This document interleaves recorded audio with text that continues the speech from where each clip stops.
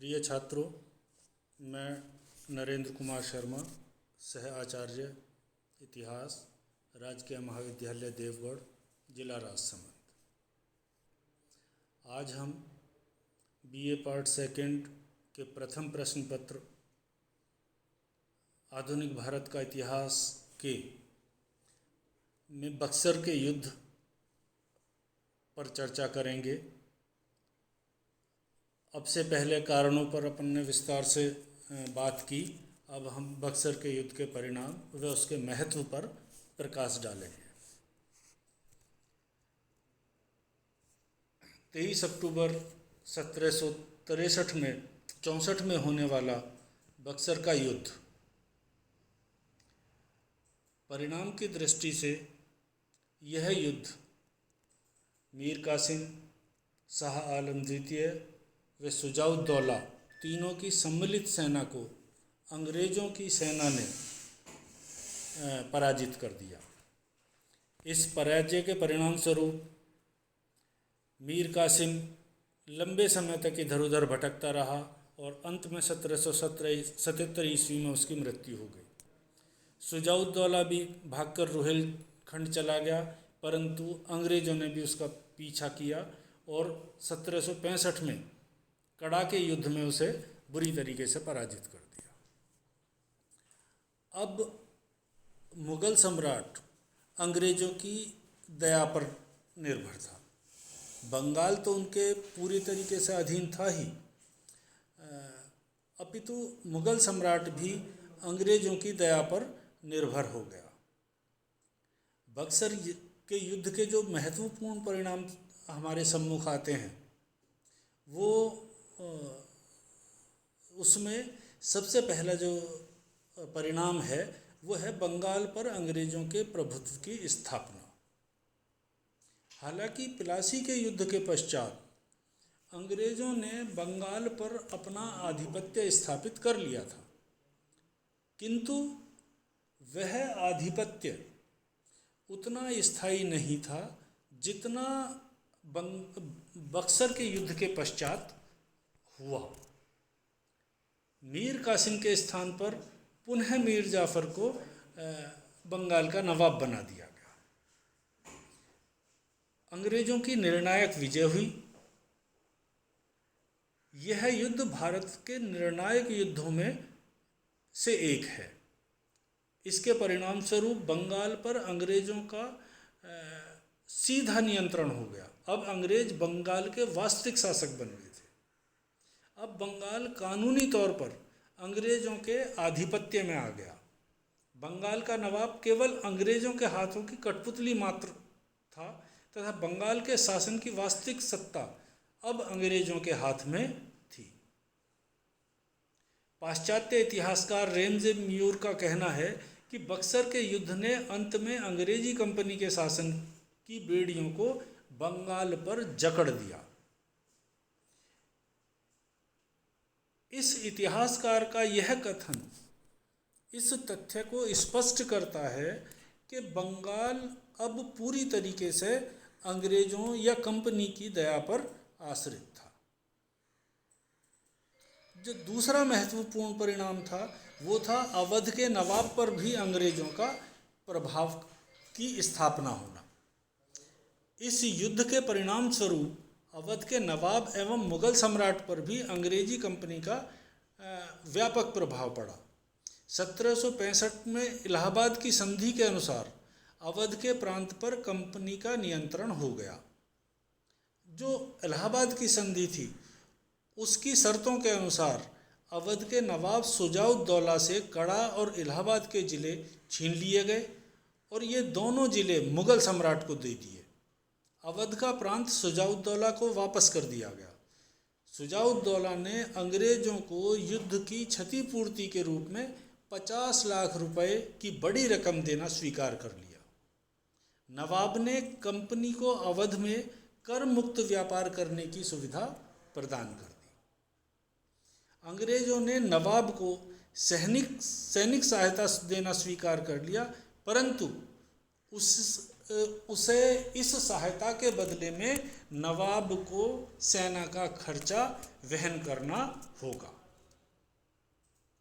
तो इस प्रकार इस विषय में डॉक्टर जगन्नाथ मिश्र का यह कहना है कि अवध के साथ संघर्ष हमेशा के लिए समाप्त हो गया, क्योंकि इसके बाद अवध के किसी भी नवाब ने अंग्रेजों के विरुद्ध युद्ध करने की हिम्मत ही नहीं की।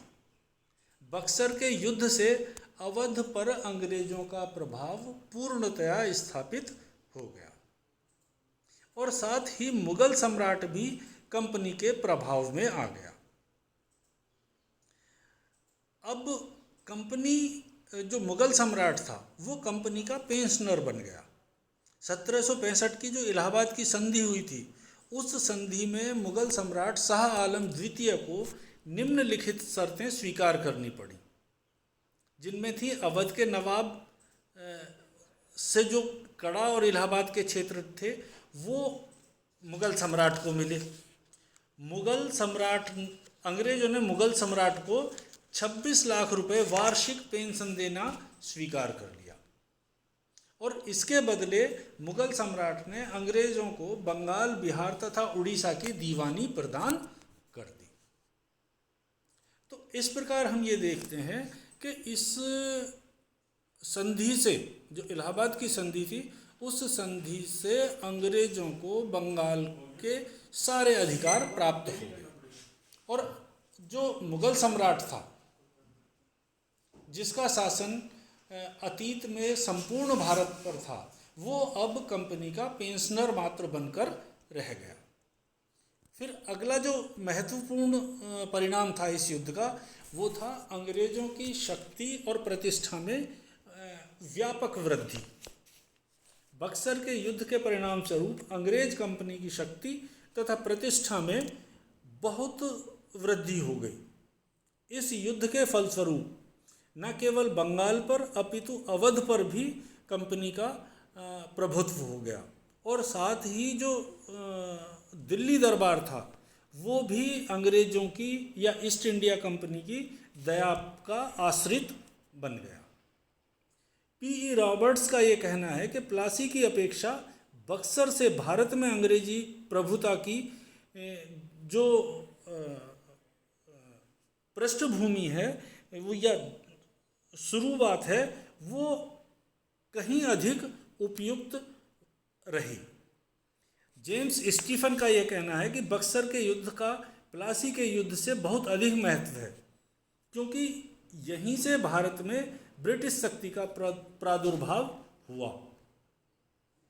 इसी प्रकार का कथन एडवर्ड्स का भी है। उनका ये मानना है कि भारत में ब्रिटिश साम्राज्य की जो वास्तविक नींव की स्थापना है वो बक्सर से ही हुई है। परिणाम स्वरूप अब अंग्रेज कंपनी मात्र व्यापारिक कंपनी न रहकर एक बड़ी सुदृढ़ राजनीतिक शक्ति बन गई। और ये देन किसकी थी? ये देन थी बक्सर के युद्ध की। फिर जो अन्य महत्वपूर्ण परिणाम निकल के आता है वो था, इस युद्ध ने ये भी निश्चित कर दिया कि जो सैन्य दृष्टिकोण से अगर देखा जाए तो बंगाल की सेना की तुलना में या संयुक्त सेना की तुलना में अंग्रेजों की जो सैन्य शक्ति है वो कहीं ज़्यादा श्रेष्ठ है। प्लासी के युद्ध में अंग्रेजों ने छल और कपट से युद्ध जीता था। जो प्लासी का युद्ध था सैन्य दृष्टिकोण से कोई नायाब युद्ध नहीं था, वो रण कौशल के लिए किया जाने वाला युद्ध नहीं था, वो किसी वीरता के लिए याद किया जाने वाला युद्ध नहीं था, अपितु जो प्लासी का युद्ध था वो छल, कपट, षड्यंत्र और कुचक्रों के लिए याद किया जाने वाला युद्ध है। इसके विपरीत बक्सर का जो युद्ध है उस युद्ध ने बंगाल के नवाब, अवध के नवाब व मुगल सम्राट की संयुक्त सेना को कंपनी की सेना ने पराजित किया था। तो इससे यह निश्चित हो गया कि कौशल की दृष्टि से, सैन्य कौशल की दृष्टि से जो अंग्रेजी सेना है वो भारतीय या बंगाल की संयुक्त सेना से अधिक श्रेष्ठ है। तो सैनिक श्रेष्ठता का सिद्ध होना अंग्रेजों के लिए या अंग्रेजों के दृष्टिकोण से या कंपनी के दृष्टिकोण से बक्सर के युद्ध का एक महत्वपूर्ण परिणाम रहा। फिर जो एक अन्य महत्वपूर्ण प्रभाव इसका सामने आता है वो है बक्सर के युद्ध के पश्चात। प्लासी के युद्ध ने तो अंग्रेजों का जो प्रभाव है वो बंगाल पर स्थापित करने की दिशा में पहला कदम उठा दिया था, लेकिन बक्सर के परिणाम के स्वरूप लगभग संपूर्ण भारत पर अंग्रेजों के प्रभाव की स्थिति का निर्माण होने लग गया था। अब लगभग संपूर्ण भारत अंग्रेजों की दया पर आश्रित होने वाला था। दूसरे शब्दों में हम यह कह सकते हैं कि इस संघर्ष की दिशा में एक नया परिवर्तन हुआ और अंग्रेजों की जो दृष्टि है वो अब सिर्फ बंगाल तक ही सीमित ना रह गए या बिहार और अवध तक सीमित ना रह गए, अपितु संपूर्ण भारत पर लग गई। तो इससे संपूर्ण भारत पर, इस युद्ध के परिणाम स्वरूप संपूर्ण भारत पर अंग्रेज कंपनी ने दृष्टिपात करना प्रारंभ कर दिया। फिर एक अन्य जो महत्वपूर्ण बात है, एक जो परिणाम है वो है प्लासी के कार्यों को इस युद्ध के द्वारा पूर्ण किया जाना। अधिकांश इतिहासकारों का यह मानना है कि इस युद्ध के परिणाम स्वरूप प्लासी के अधूरे कार्यों को अंग्रेज कंपनी ने पूर्ण कर दिया। अंग्रेज बंगाल में ब्रिटिश शासन की स्थापना करना चाहते थे। बंगाल में ब्रिटिश शासन स्थापित करने की प्रक्रिया प्लासी के युद्ध से शुरू हुई, जिसे परिणति प्रदान करने का जो श्रेय है वो बक्सर के युद्ध को दिया जाता है। प्लासी के युद्ध के द्वारा अंग्रेजों ने केवल बंगाल में अपने पांव जमाए थे, किंतु बक्सर के युद्ध ने अंग्रेजों को बंगाल का वास्तविक शासक बना दिया। मुगल सम्राट ने कंपनी को बंगाल, बिहार, उड़ीसा की दीवानी सौंप दी। परिणाम स्वरूप बंगाल पर वैधानिक रूप से अंग्रेजों का अधिकार स्थापित हो गया। अंग्रेजों ने जिस उद्देश्य से प्लासी का युद्ध लड़ा था उसकी पूर्ति वास्तव में बक्सर के युद्ध के द्वारा हुई। डॉक्टर वीए स्मिथ का कहना है कि बक्सर की विजय ने, जो पूर्णतया निर्णयात्मक थी, प्लासी के कार्य को पूरा कर दिया।